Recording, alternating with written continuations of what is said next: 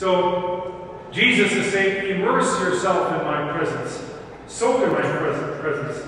It was so much fun in the Bible. We're reading the Bible in the New Testament. Not a lot of people can make it at noon, but hopefully you're reading not the Bible, but just the New Testament, not the Old Testament.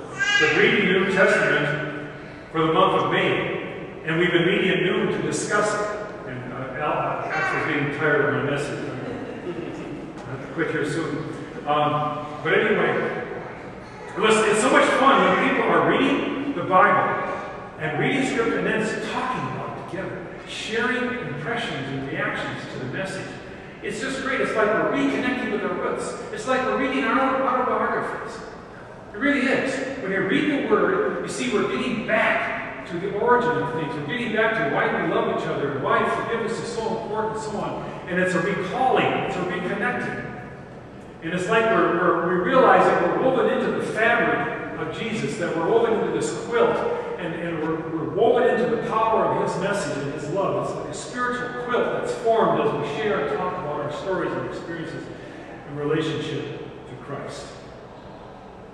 You see, the world doesn't know this story of Christ. And sometimes, in cases, the world refuses to believe in this story. But our job is not to condemn the world, but to embrace the world, this non-believing world. And it's a fertile ground. We shouldn't look at it as the non-believing world as our enemy, but should look at it as a fertile ground to share love and hope and mercy with other people. And so we must remember that Jesus calls us to love this unbelieving world. We're not to condemn the world, but embrace it. We're not to judge the world, but to affirm it. We're not to ridicule the world, but love it. This is what, but this that we do must come from the place where we belong to Jesus. We can go into the world if we know where we're coming from. We come from God's grace. And all that we do, we must never abandon our allegiance to the gospel. Paul says, "For I am not ashamed of the gospel, it is the power of God for salvation to everyone who has faith, to the Jew first and also to the Greek." The next 3 Sundays, I'm going to do a series on mercy and judgment. And I'm feeling really led to do that. I mentioned, I forget what I mentioned in some services. But anyway, Peggy and I had a tremendous experience in Toronto that really had a powerful influence on us.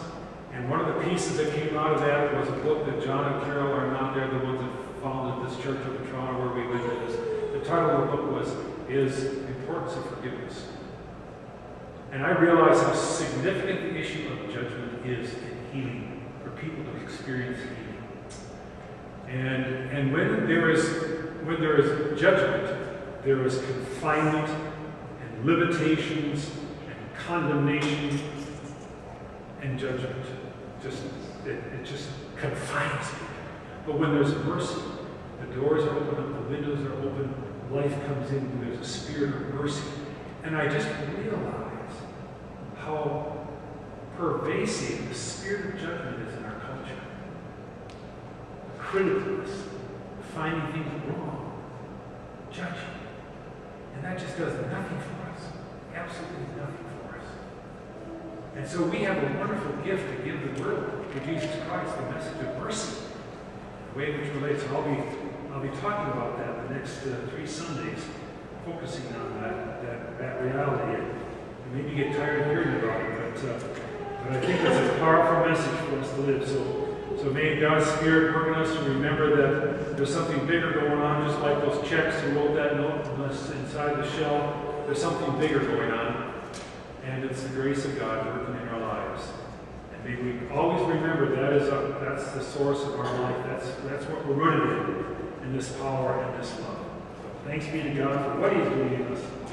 And how appropriate that we're singing the song, How Great is Our God. How great is our God, and we're going to join in singing the song.